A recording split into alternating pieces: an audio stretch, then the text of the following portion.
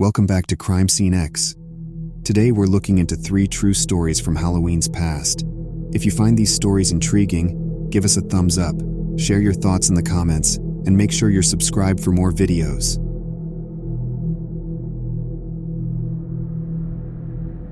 It was Halloween evening, and my house was already draped in the usual spooky decorations: skeletons, hanging bats, and flickering orange lights. Living in a tight-knit suburban community meant a continuous stream of kids knocking at the door, their excited laughter filling the air. After handing out candy for a few hours, I noticed an adult figure at the edge of my lawn. He was wearing a wrinkled clown mask and a tattered jumpsuit, like an escaped convict costume.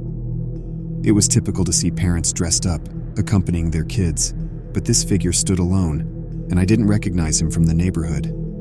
Each time I opened the door to give out candy, the masked man was always there, standing a bit closer, observing intently. As the night wore on, fewer kids roamed the streets, but the masked man remained. Feeling uneasy, I decided to lock up for the night and turn off my porch light. As I double-checked the locks on my doors and windows, I caught a glimpse of the clown-masked figure now standing right outside my front window, staring inside. His hands were hidden behind his back. Heart pounding, I called the police. As I was on the phone explaining the situation, I heard the unmistakable sound of my back door creaking open. I whispered into the phone, "He's inside."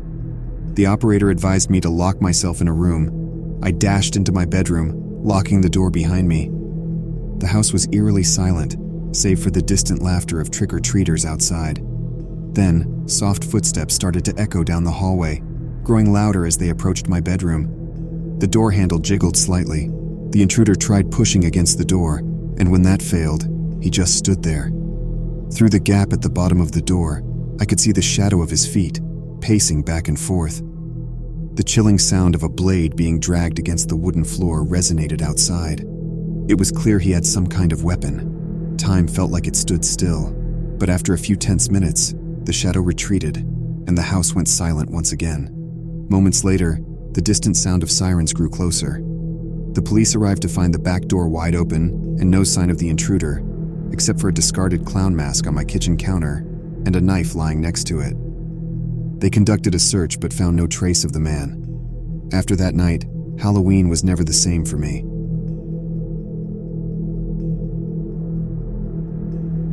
It was Halloween night, and my neighborhood was buzzing with excitement.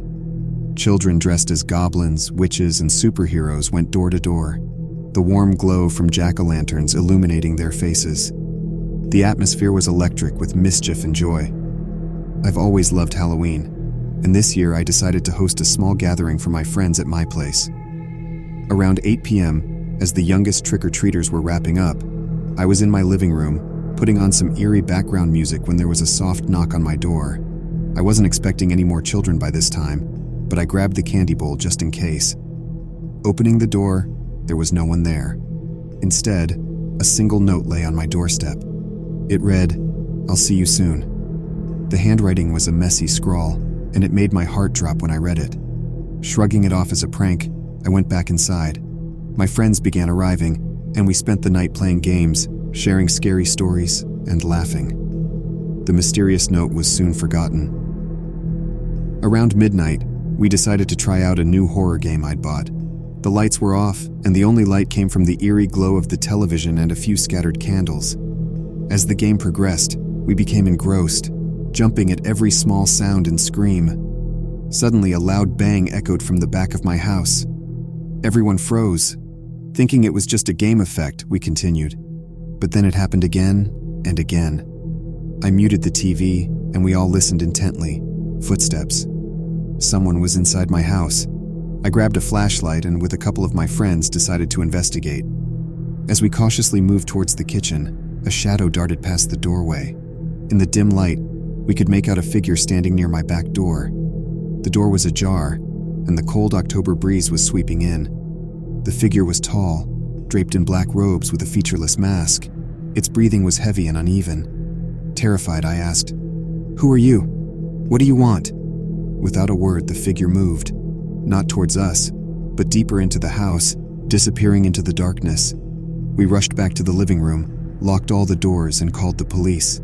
They arrived within minutes, scouring my home. They found nothing but a mask left behind in one of the bedrooms and the back door wide open. The police assumed it was just a Halloween prankster trying to scare us, but they couldn't explain the note or how the intruder had disappeared so quickly without being seen leaving. The night ended with most of my friends choosing to stay over, none of us feeling comfortable being alone. We were all on edge, jumping at the smallest of sounds.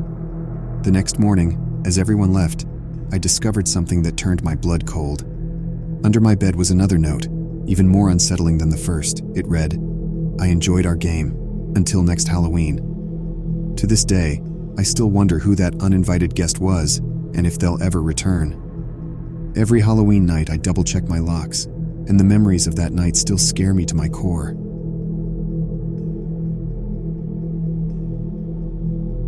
Every Halloween, my neighborhood transformed into a haunting wonderland. Houses covered in faux cobwebs, glowing jack-o'-lanterns on each doorstep, and children excitedly running around in their costumes. I always handed out candy until about 9 p.m. This particular Halloween night, there was a peculiar consistency. A child wearing an unsettling vintage plague doctor mask came to my door repeatedly. At first, I thought it was just a kid being greedy, but by the 5th time, there was something off about him. Every time he approached, he'd just stare, head slightly tilted. He never spoke, just held out his bag. And each time I'd notice his costume had little details added, darker stains, more frayed edges. It was as if the costume aged every time he visited. Around 9:30 p.m., long after I turned off my porch light, there was a slow, deliberate knock. Opening the door, expecting a late trick-or-treater, I was met with the same child in the plague doctor mask.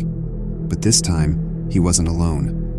Behind him stood 2 other children wearing equally disturbing masks, one resembling a decaying rabbit, and the other an old, cracked porcelain doll.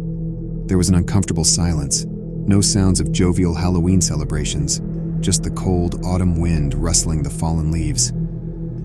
"Trick or treat," the child in the rabbit mask finally whispered, voice void of emotion. Feeling an unease I couldn't explain, I hurriedly tossed candy into their bags, hoping they'd leave. As I closed my door, I watched them walk not towards the next house, but towards an old white van parked a little way down the street, its engine running. I locked my doors and tried to shrug off the eerie feeling.